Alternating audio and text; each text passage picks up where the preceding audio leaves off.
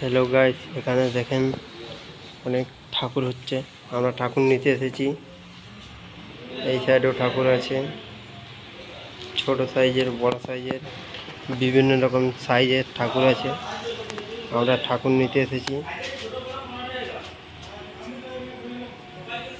এই যে মিস্ত্রি আমাদের ঠাকুর সাজাচ্ছে।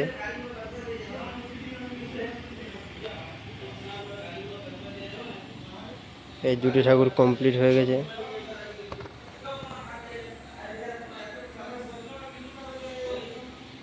মিস্ত্রি এখানে দেখতে পাচ্ছেন ঠাকুরকে ধুতি পরানো ব্যস্ত আছে।